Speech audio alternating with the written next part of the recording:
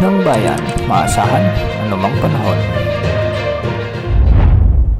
Magandang araw po sa ating lahat. Narito na ang pinakahuling update sa magigiglagay ng ating panahon sa susunod na 24 oras. Sa kasalukuyan nga ay southwest monsoon pa rin ang dominanting weather system na nakakaapekto sa malaking bahagi ng ating bansa. Samantala, ang bagyo naman na ating minomonitor ay huling namataan ng pag-asa sa layong 610 kilometers kanluran ng Iba, Zambales.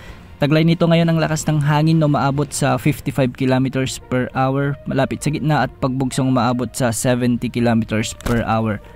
Kumikilos ito ng hilagang kanluran sa bilis naman na 10 km per hour. Ayon sa pag-asa, wala na itong direktang epekto sa anumang bahagi ng ating bansa, ngunit hindi pa rin inaalis ang tsansa o posibilidad na mag-re-enter ito o muling papasok sa ating area of responsibility at kung sakali nga ay papangalanan ito ng Pag-asa bilang Bagyong Auring. Ayon din sa latest update ng Pag-asa, sa kasalukuyan ay mababa naman ang tsansa na mag-re-enter ito sa ating PAR at sa mga susunod na araw ay posible na itong manalasa sa bahagi ng Vietnam o Southern China. Kahit malayo na sa kalupaan ng bansa ang bagyo, pinalalakas naman nito ang southwest monsoon o habagat na nakakaapekto naman sa kanluran, bahagi ng ating bansa at sa ilang pang bahagi ng ating kapuluan. Dahil nga dito, asahan na ang mga occasional rains o kalat-kalat na malalakas sa pag-ulan sa Cavite, Batangas, Zambales, Bataan, sa may Occidental Mindoro at Palawan. At ang mga lugar na ito ay posibleng makaranas ng katamtaman hanggang sa malalakas na pag-ulan,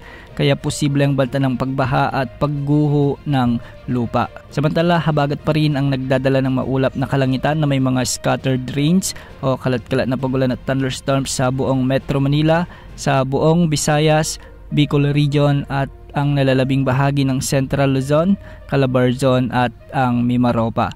Ang mga lugar ding ito ay pinapayuhang maging handa o alerto sa banta ng mga pagbaha at pagguho ng lupa, lalo na kung may mga katamtaman hanggang sa malalakas na pag-ulan. Para naman sa Mindanao ay southwest monsoon o habagat din ang nagdadala ng bagyang maulap hanggang sa maulap na kalangitan na may mga kalat-kalat ding pag-ulan at thunderstorms, kaya posible pa rin ang banta o posibilidad ng mga flash floods at landslides, lalo na kung may mga umiiral na severe thunderstorms. At sa nalalabing bahagi ng Luzon, magiging bagyang maulap hanggang sa maulap din ng mga papawirin na may mga tsansa ng mga pag-ulan at thunderstorms, dulot ito ng mga localized thunderstorms. Sa ngayon, wala na po tayong minomonitor na anumang sama ng panahon gaya ng LPA o potensyal na bagyo na posibleng makaapekto sa ating kapuluan sa susunod na 24 oras. Tanging ang habagat na lamang ang nagiging dahilan ng mga pag-ulan sa maraming bahagi ng ating bansa at ayon sa Pag-asa ay posibleng mas maranasan ang malalakas na pag-ulan sa mga susunod na araw,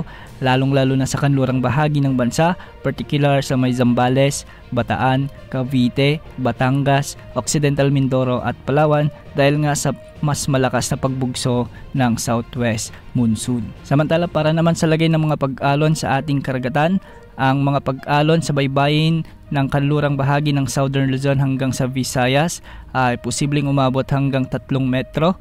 Samantala, sa Northern at Central Luzon naman, posible ang mga pag-alon hanggang 2.1 meters at sa nalalabing baybayin ng bansa ay posible hanggang 2.1 meters na mga pag-alon. Bukas asahan pa rin ang pag-iral ng habagat, kaya mas maraming lugar pa rin ang makakaranas ng maulap at maulang panahon dulot ng weather system na ito. Yan ang update sa lagi ng panahon. Ito po ang weather update ng bayan, maaasahan anumang panahon.